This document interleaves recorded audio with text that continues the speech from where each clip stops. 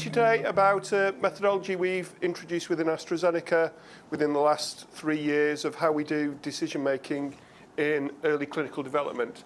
So I'll cover today what the decision framework is, some special considerations, how potentially we may size a study based on the decision framework rather than a normal power calculation, its use in interim analyses, and some sort of thoughts on the implementation and our experiences to date.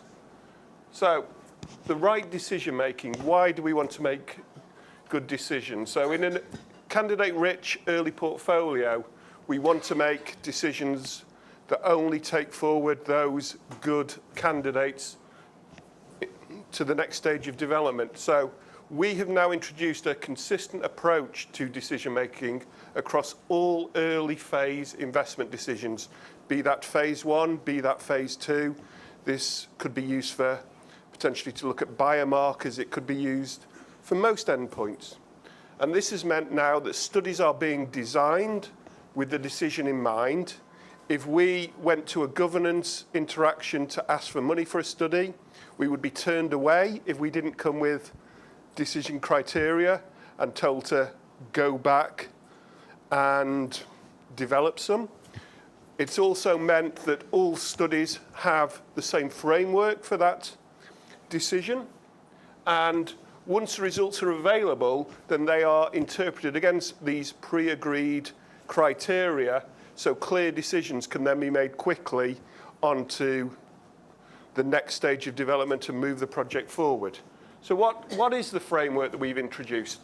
This has a 3-outcome decision framework: a go, consider, and a stop. So it's not perhaps your normal yes-no type of approach where you go or stop. We've got this consider zone in the middle where I'll come on to what we may do if we fall into that when we get the actual results of the study. What do we need to implement this? I've put on the slide sort of our what we need to input to calculate the decision criteria.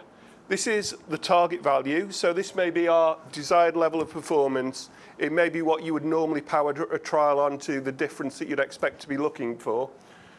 There's a lower reference value, which is the minimal level of performance. Now, this isn't necessarily no difference.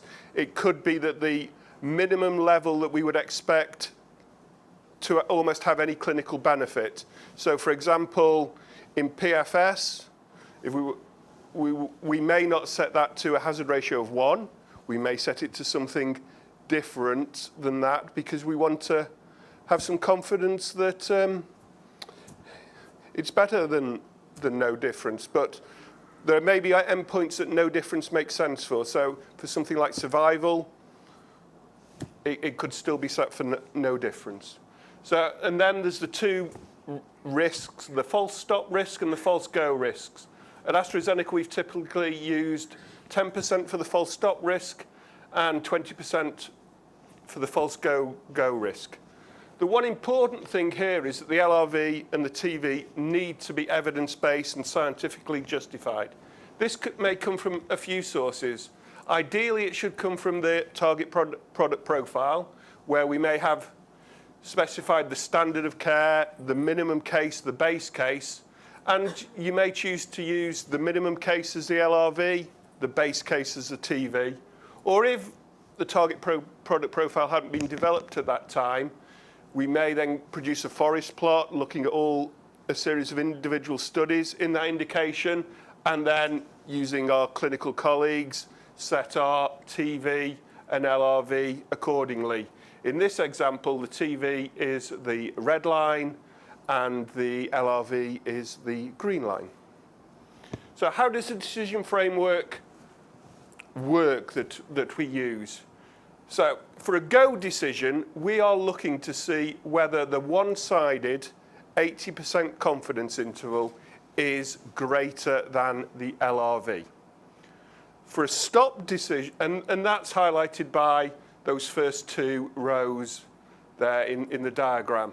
For a stop, we are looking to see whether the one-sided 90% confidence interval is less than the target value, which is highlighted in all three of these examples. Now, in this example here, it meets both the stop and the go that I described earlier, but the stop takes predominance and we call that a stop decision. If it fails to meet any of those, then it's in a consider zone in the middle. Now, once we have all those input variables decided on the target value and the LRV, we produce a standard plot for all our decisions to take to our governance committees, who are used to seeing this standard plot now for any study, any request for funding for a new study. They agree on the decision criteria for that study. So what the plot shows us is we show the TV and the LRV. In the example I've used, it's progression-free survival, so everything switches around because of the scale, with a higher hazard ratio bad and a lower hazard ratio good. We show the point estimate for where a go is and the relevant confidence interval, and the point estimate for where the stop is and the relevant confidence interval. In the text on the right, we have just put a few of the assumptions going in, so saying what the target value is, the lower reference value is, some wording to say what the go statement is, and there, given the assumptions we've used, what would be the go point, so 0.73, which is highlighted in the graph. And similarly with the stop, the stop statement and a statement saying where the stop cutoff is, given those assumptions. Underneath, a few footnotes saying what the assumptions are, how many patients, how many events, things. So I'll move on. So one of the things you'll notice is on the graph, it would have been quite easy to make that consider zone small or wide by adjusting the axes. And that may confuse some of our non-statistical colleagues into thinking a consider zone is smaller or larger than it is. So what goes alongside the plot is looking at the operating characteristics to know whether that framework that we're using is robust and whether that would enable clear decisions to be made, and or what are the chances of still being in that consider zone in the middle. So we would look at the probability of making each decision for a series of true effects, be that good where we use the TV, reasonable where we use the LRV. Now that 20% and 10% there are what we pre-specified as the false go and false stop risks. We may look at a minimal effect, so a quarter of the TV, or no effect. And in essence, in this example, the chances of being in consider zone is always less than 30%, so where it's reasonable. So we may go ahead with that and think, okay, that's reasonable decision framework to take forward into the study, because the chances of being in the consider zone aren't too high. But I'll come on later in terms of what may be acceptable operating characteristics. So, and there are other ways to graphically look at that we use. So we may have some bar graphs looking at the probability of being in each of the zones for given truths, or we may look at that on over the range of true hazard ratios. So a nice area graph there that we may take forward to share with our clinical colleagues. So the actions in the consider zone, because it's clear what you would do if you were in the go or stop zones.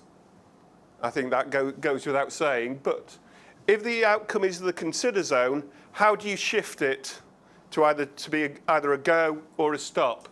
You could develop decision criteria on a secondary endpoint. You could use competitor data on a similar compound to shift it one way or the other.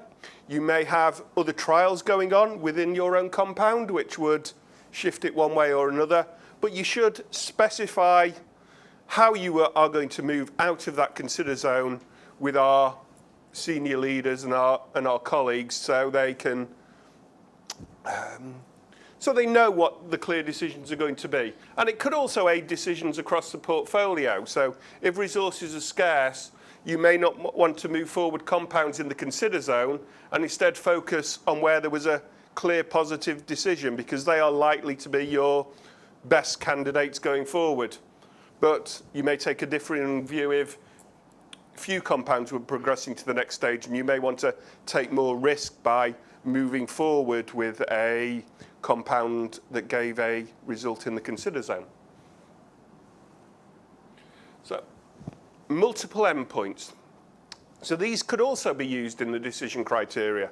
If one is primary and one is supportive, then again, as I described earlier, if you're in the go or stop areas, then the supporting variable doesn't get used. If you're in the consider zone, then you use the result of that secondary variable, and you can go on ad infinitum down that. You can have a series of secondary endpoints. If both variables are of equal importance, there are 9 different scenarios, and how you develop that decision criteria depends on how you link the two together. So it may be that both endpoints needed to be in the go area. It could be that just one of the endpoints needed to be in the go area. It's about how you choose to piece that together and how you agree that with your clinical colleagues. The one other aspect of this is that you may be able to also accelerate development and potentially skip phases. So there may be situations where we want to set our TV and LRV at a higher level. So if we then see meeting that go criteria at a higher level, could that mean, say, the results of a single-arm oncology study with a small expansion that gives us enough confidence to skip a phase 2 trial and go straight into phase 3, just hopefully then getting the drug to market quicker? Or it could be that teams may decide to have a super go where we have confidence that we are better than the TV value rather than in other aspects to be better than the LRV value, which would be our normal go.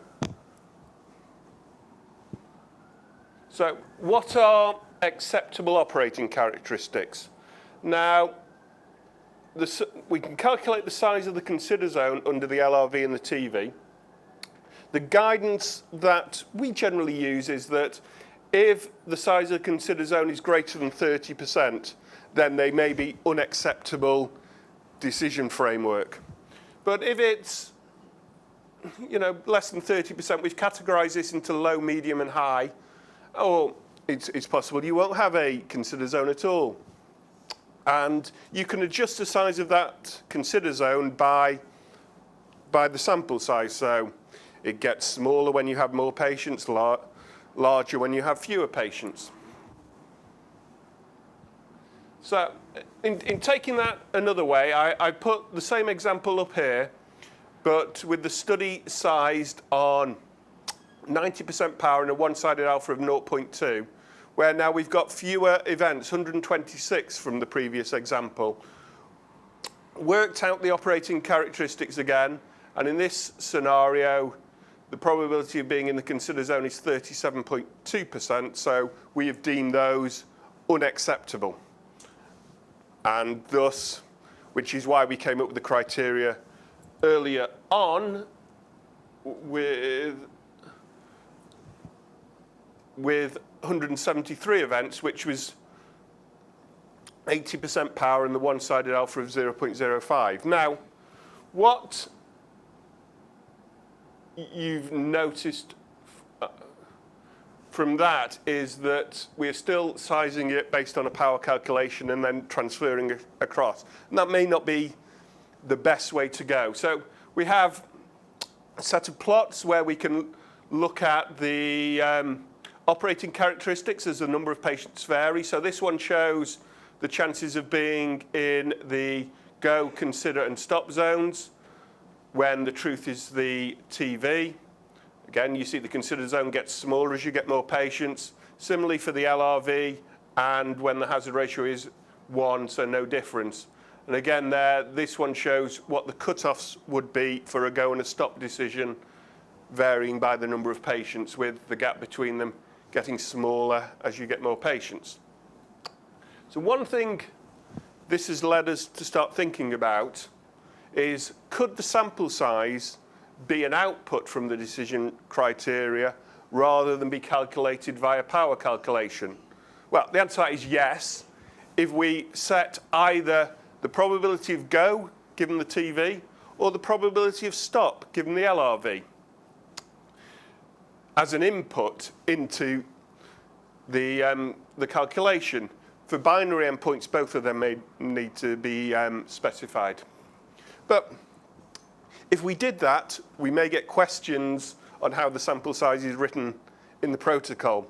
I don't think at the moment ethics regulators would be used to seeing a sample size calculation done that way. That's not to say that you shouldn't do it in the future and see how things goes, but it will be interesting to see what may happen if we start to size studies based on the decision framework rather than on a power calculation.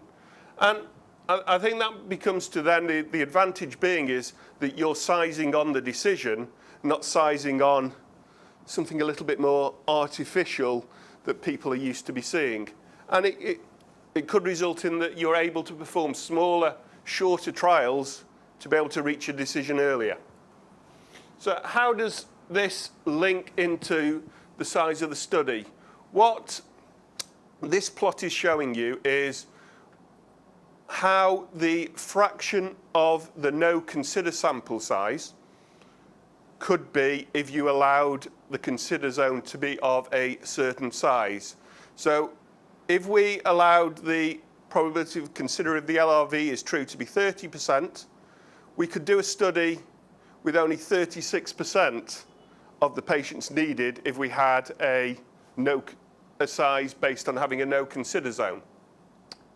So the LRV 30%, so at that point there, 36.4. And so in the PFS example that I've shown, 469 events would be needed if there was no consider zone, and we could go down to about 171 if we allowed a consider zone of 30%.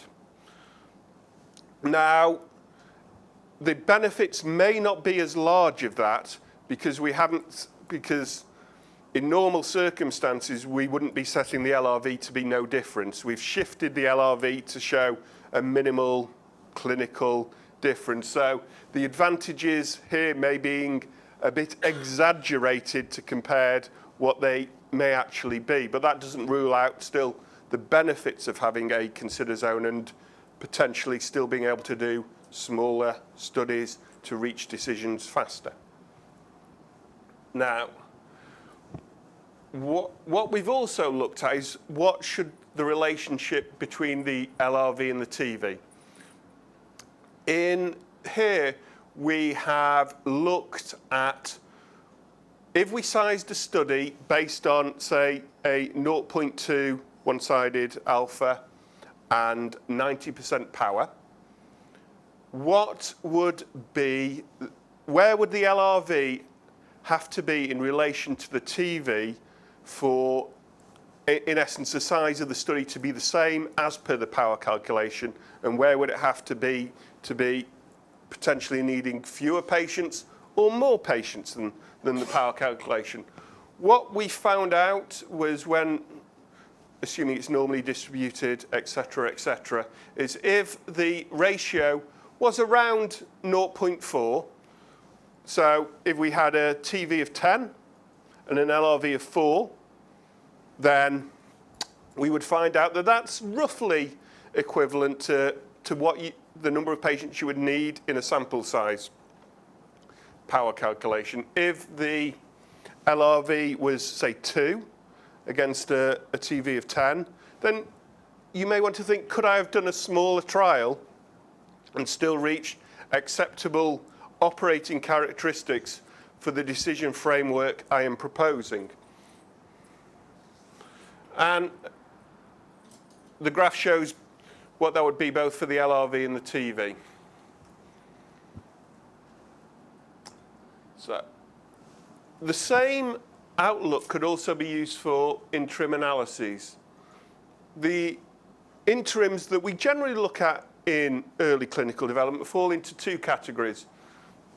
Adaptive designs when changes are made to the trial. These are usually going to be futility analysis. We're not generally going to stop a trial for superiority efficacy in early clinical development because we're still in the learning stage. Or non-adaptive designs where changes are made externally to the trial. What we've deemed administrative analyses, so these would be maybe to start seeing more manufacture of the product or starting some PK trials, so something that is external to the current trial, but you almost want to get some indication from the current data that it's right to invest or not invest in other things going on. So how do we look at this? So going back to the example that we've used before is we could use the same technique in terms of with the same TV, the LRV, in setting the decision framework. It's just that you've got less events, so your operating characteristics are never going to be as good at the end. In this example, we were doing one after 87 events, and we would stop the trial if the hazard ratio was greater than 0.9 or continue if it was less than 0.9. And we've put in here all the operating characteristics from the interim. So these are our no interim chances of stopping. So just assuming that we were going to do an analysis at the final. We have the chances of stopping early at the interim analysis. So in this example, the truth was no effect, then there'd be a 69% chance of stopping at the interim. And the combined risk overall, including that interim of stopping at any point during the trial. The administrative interim is slightly different because what we are looking to do is seeing, is there a consistent or inconsistent decision framework? So is it going to be red at both interim and final? Is it going to be green at both interim and final? And we can calculate the probabilities of that happening. In this case, it's an example looking at a single-arm study with a response rate endpoint with an interim at 50% of the information. And here is if the truth was only 8.75, there's an 85% chance of it being stop at both the interim and final. So you're not generally going to say invest in other things outside of the current trial, whereas if the truth was 35% chance, there's 50% chance of it being green at both. So you may feel more confident in investing in other things. And we look at the chances of it being inconsistent, so green at interim and red at final, and red at interim and green at final.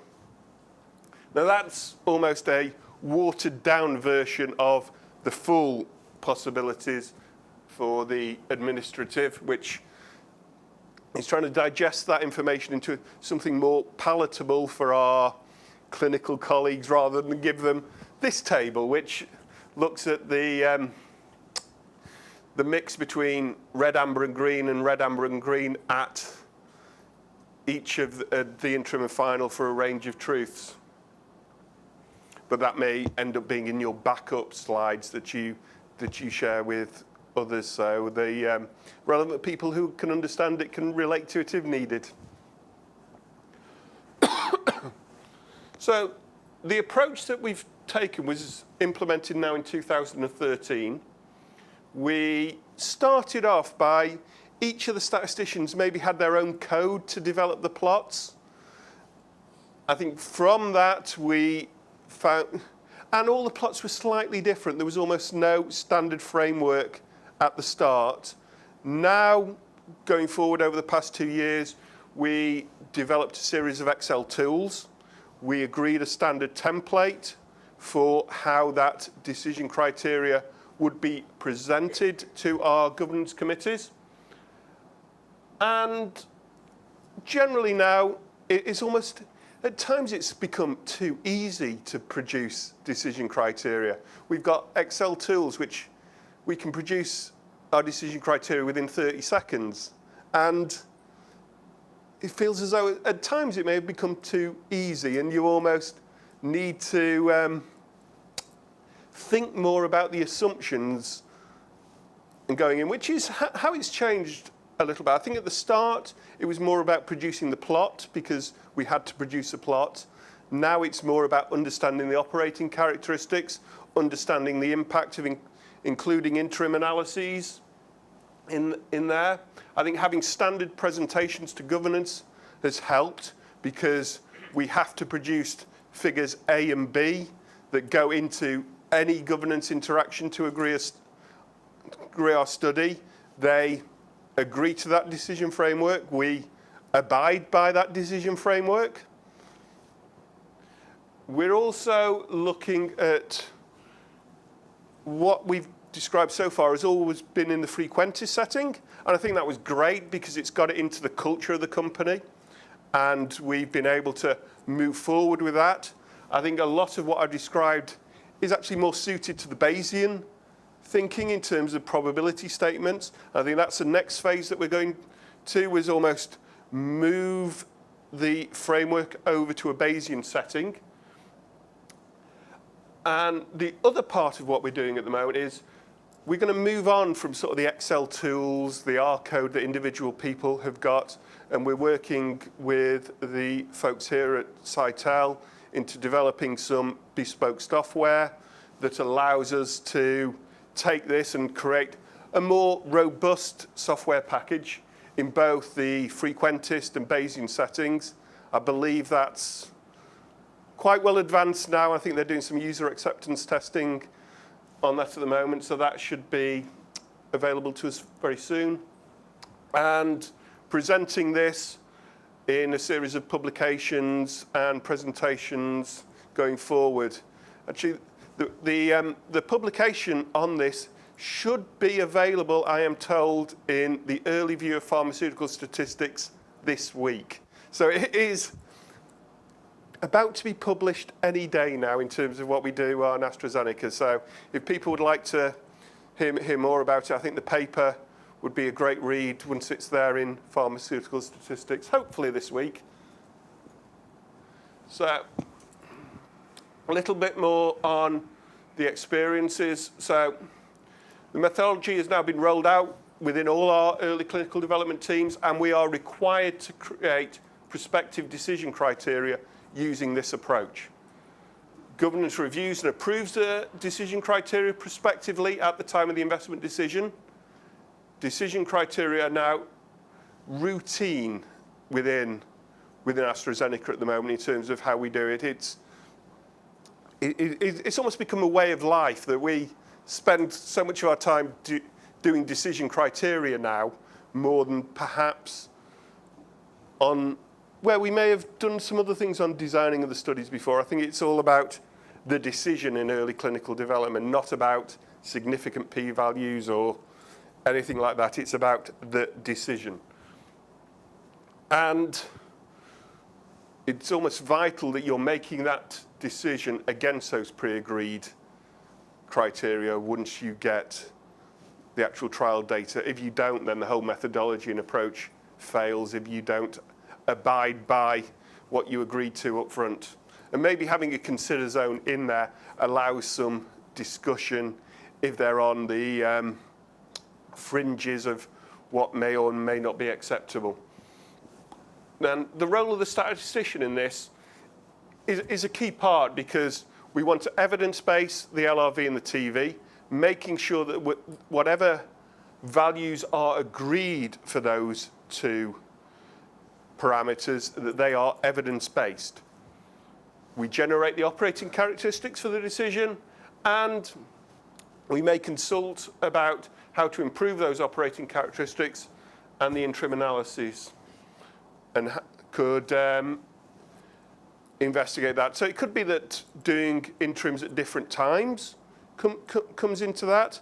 I know we've also done some work looking at single-arm expansion trials in oncology, where actually doing the interim at different points can have an influence on our operating characteristics. And I think that's also an interesting scenario in itself, because within those single-arm binary endpoints, you can actually get worse operating characteristics by including more patients in your trial. So I think that I've put a few references in there. The whole idea was originally developed by Lalonde, and it's in the paper Model-Based Drug Development. And the paper that I just referred to now, that should be there any day, is in Pharmaceutical Statistics, would be a good read. So, any questions?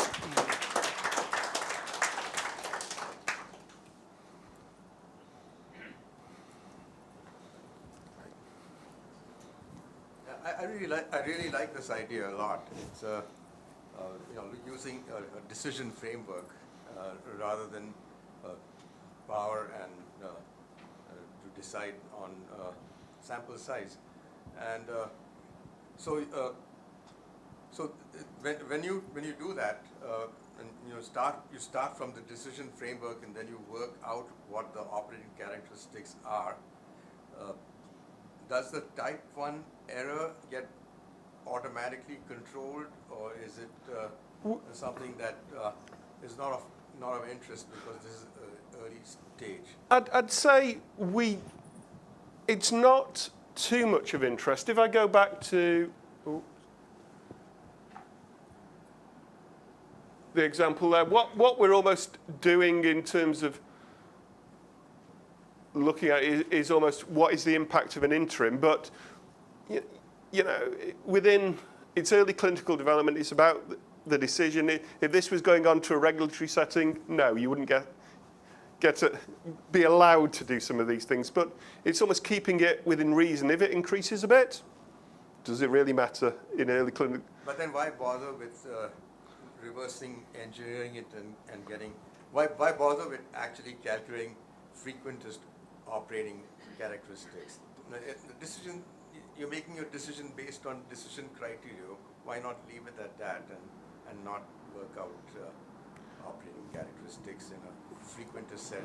Well, I think one of the things that you want to know is still what are your chances of making a decision or not, because of having the consider zone in there. You want to actually mitigate that being too large. Yeah.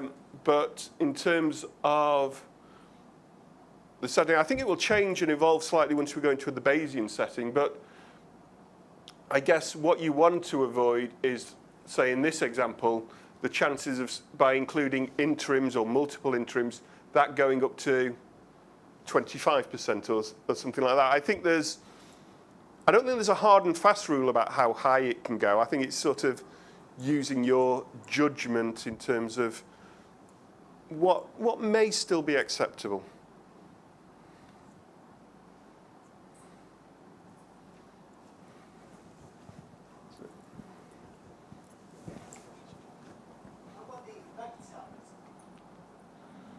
The effect size. Well,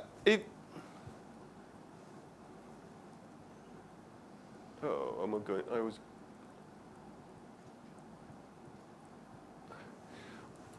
In essence, what we've got here is a estimate of what effect size would be a go, what effect size would be a stop.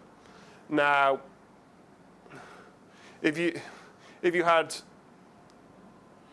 more patients, then they would get closer together. If you have less patients, they're going to get further apart. So, in essence, that's also linked to the size of the consider zone and that not being too large.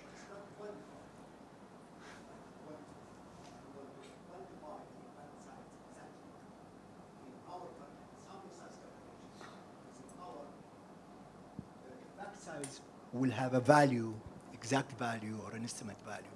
But Well, here, Well, you're looking at the ends of the confidence interval to have enough probability and confidence that you are better than the lower reference value for a go. So if that is in your TPP as your minimally clinical relevant effect, then if you've got 80% confidence that you are better than that, then you can go ahead. What you generally find is if you'd sort of powered it on, say, a hazard ratio of 0.68 and against no difference, then what your point for statistical significance, it may be somewhere in the middle of that consider zone. I can't remember exactly what it is in this example, but it's almost getting away from thinking about it as statistical significance and thinking about is confidence that you're better than the LRV or that you are worse than the TV in that sense. So I think it's about sort of changing the way of thinking. I think it took me a while to sort of appreciate the use of this and how it can be used, but once it gets more ingrained in the culture, then it almost becomes more second nature. Just one question. How did you get the change happening into your organization? I mean, you were talking about the statistician, but what about the clinicians with the statisticians and how they managed to come to those meaningful values in terms of minimum or target? I think to that is it all key on senior leaders supporting it. I think the idea initially came from one of the leaders on the set and then sort of saying, I like this approach, go and figure it out. And then you take that, you run with it, you develop it, you come up with new ideas. I know for me, the time that I got into it more was when one summer when I had a week to spare, I started creating some spreadsheets and tools which helped me understand it because I was frustrated that each time they tweaked one of the assumptions slightly, then I had to go back to my desk, write a new program, then present it to put it in a PowerPoint slide. Now I'm actually able to do that during the meeting. I'll just change a number. Okay, the TV now is 0.8 rather than 0.85. This is what happens. And then you're continuing that interaction with them. But in terms of the key is that the senior leaders buy it. They want to do it. They're expecting it. And I think as part of that, knowing that if we went to a governance interaction without these slides with the decision framework, we would be told to go away and come back. No, but so I can understand that you need to kick the process and the change management. Now, for me, the question is more, yes, you have your template. That's one thing. But now how you get it being lifted into the organization, meaning it's not just the stat alone who can do it. And that's where I'm coming with my question. Okay. And my question is a bit provocative with some answer because we are implementing something similar. And actually today, the stats and the clinician have a workshop together. So we are putting them together to get them trained together because it helps in the communication between the clinician and the stat to work on it and speak the same language. I think it takes time. I think in the first year that this was implemented, there was probably reluctance at times, understanding of it. But as part of that is when people know they have to do it, then they embrace it a little bit more at times. But I agree with you, it's also key that the physicians agree, know what they do, help you come up with those target values, lower reference values, and work alongside together. So I think in many ways it takes a little bit of time. And I think we probably implemented it relatively quickly and got it ingrained into the culture relatively quickly.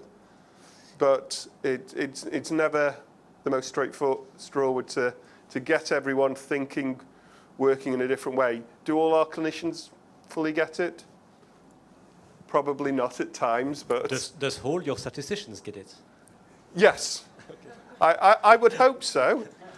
I think within the early clinical groups, it is more definitely they get it. I think with... So it's going to be even more challenging when you're going to move to Bayesian, because your clinician will love, but some of your statistician will not. True. Sorry, I may be... Yes, yeah. It'll be interesting for me because I've been there sort of helping develop the frequentist to move my mindset to the Bayesian way of doing it as well. Will be interesting for me in the future as well. The other question, if I may, is you look at one study at a time. So do you also consider not only your first study, but as well your decision criteria down the road? One of the key P's being that the way you size your early trial and the level of confidence you have in your estimates in your early trial will actually impact the confidence and the probability of success if you go ahead. So looking at one study at a time, likewise here, I mean, you are looking at the interim and the end of the study. You could expand and say, no, I'm looking at the interim, I'm looking at the end of that study, which is the proof of concept, for instance. And I think one way, and I don't think that's really been fully developed so far in terms of having a series of studies, but in terms of the approach, it may be that if your second study, you may allow the consider zone to be a little bit wider, do a smaller trial, but use that information from the earlier study to sort of say, if we are in the consider zone, we will take a bit more of a risk and move forward if we're in that consider zone. So one thing that I think would help as well is to look across the portfolio, so making sure that you're setting TVs, LRVs the same way in the same indication. So no two statisticians are coming up with values, say, for lung cancer, and they're different. And that the level of risk is actually being considered throughout the company. So whether the sizes of the consider zones are always the same in each therapeutic area, I don't fully know, but it's generally we've used the sort of less than 30% as a rule of thumb.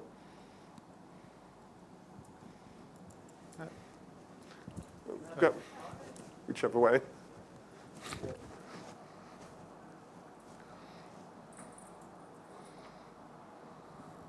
Thanks. On that slide there, where your go and stop criteria look like they're very much phrased in a Bayesian framework. But I thought you said that putting this in a Bayesian framework was very much on the to-do list rather than something you've already implemented. It's being done. What we've used and taken a little bit of a slight liberty is using wording that our colleagues may understand, even though it is in a frequentist way. So there's a little bit of a... Good enough to fool a clinician, you mean?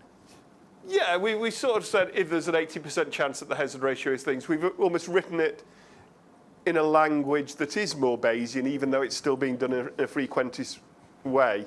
And when we came up with the sort of standard plot, there was a bit of back and to about how that wording should be, and it sort of got narrowed down into something that may be more acceptable than them, than it's saying if a one-sided confidence interval is greater than such and such, and then you lose them straight away. Okay, so what you really mean is if the one-sided confidence interval is greater than such and such, but you've just written it there to fool the clinician. And our fudge is fudge is that footnote at the bottom that's sort of saying stop and go correspond to that, which it'll probably be slightly different when the Bayesian plots start to develop, but a little bit of a fudge. Thanks. And my other question is, this is all very unidimensional, just on efficacy. What happens if you're in the go area but you've got lousy safety? Or... Well, That's an easy answer. You don't go, but you can use the same framework for safety endpoints.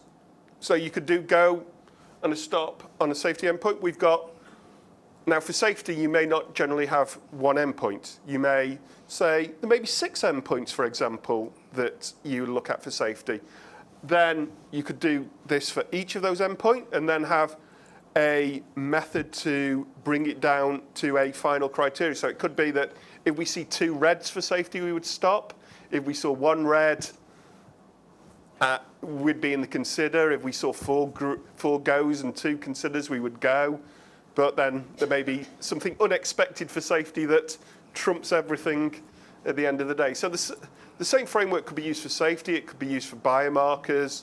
I know we've done a few sort of paired biopsies with sort of 6, 12 patients trying to implement this, which is a bit more difficult, but because the LRV and TV have to be quite wide apart to have acceptable operating characteristics. But there's no reason why you can't use it for safety. And in the paper, we do touch on the safety, but it's almost something that needs a bit more thought, needs a bit more discussion. So in practice, are you tending to use this and then just using safety to kind of have a manual override if it looks like you should? No.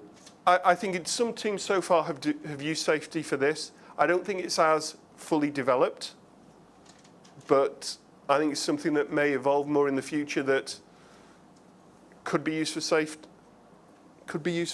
But it's not been as highly put through for safety because I think safety is a little bit more complex. Thanks.